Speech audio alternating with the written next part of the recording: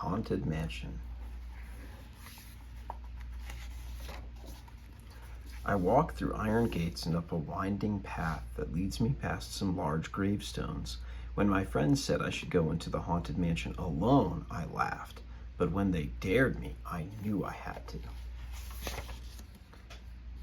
After pushing the creaky front door open, I enter a large round room with portraits lining the walls. Suddenly, the door slams shut, trapping me inside. "Welcome, foolish mortal, to the Haunted Mansion," says an ominous voice. "I am your host, your ghost host." Before my eyes, the walls start stretching. Then the room goes dark, and I hear a scream in the distance. When the lights come back on, there is an open door in front of me that wasn't there before. "Now, as they say, look alive, and we'll continue our little tour," the ghost host says as I walk through the door and along the hallway gallery. Lightning strikes outside the windows, allowing me to see the portraits on the wall. Alive is not exactly how the subjects looked when their eerie images were painted. "And now a carriage will take you into the boundless realm of the supernatural," the ghost host says. I see a small black dune buggy. I hesitate but board the carriage, and it immediately moves forward. There's no turning back now. "We find it delightfully unlivable here in this ghostly retreat," the ghost host says. "Every room has wall-to-wall creeps." "Shh, listen." I hear a muffled, "Let me out of here," as I pass a coffin. Even the spirits are looking for a way out.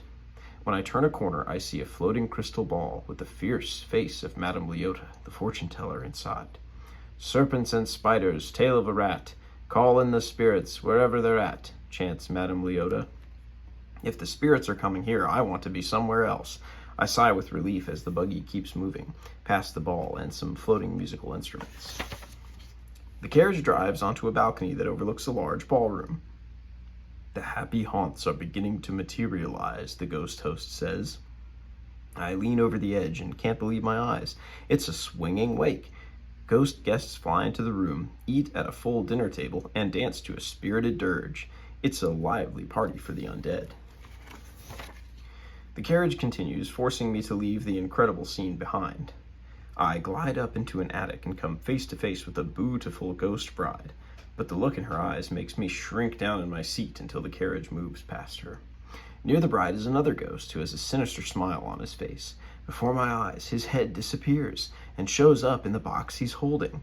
I like my head where it is, and luckily the doom buggy seems to agree as it carries me out a window. Now this buggy takes me to the roof. I see tons of spirits flying up and away from the graveyard below. It's quite a fright to behold. The only way out of this attic and far from these creepy ghosts is down, so the buggy floats toward the yard. Once I land, I see the groundskeeper and his dog staring at the graveyard in disbelief. I can't see what they're looking at, but I guess I'll find out, because the doom buggy is taking me through the gates.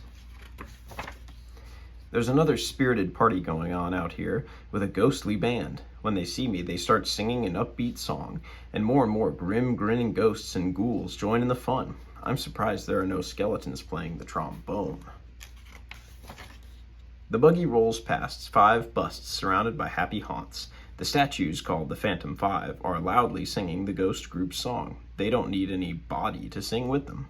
As I ride past a strange tea party, the ghosts there call for me to join them, but that path looks like a dead end, so I'm glad when the buggy quickly moves on. As the spooky song ends, the buggy rolls towards a crypt. I enter it, and the ghost host speaks to me again. "There's a little matter I forgot to mention," he says. "Beware of hitchhiking ghosts." There's a mirror in it, and I see a ghost sitting next to me. "They'll haunt you until you return," the ghost host warns me. No way am I getting haunted. I jump from the buggy and rush outside, but a voice from a small spirit has a parting message for me. "Hurry back," she says. "Make your final arrangements now. We've been dying to have you." I escape the mansion into the fading light of day. My friends are cheering for me. I know ghosts aren't real, but I can't shake the feeling that one might follow me home. The end.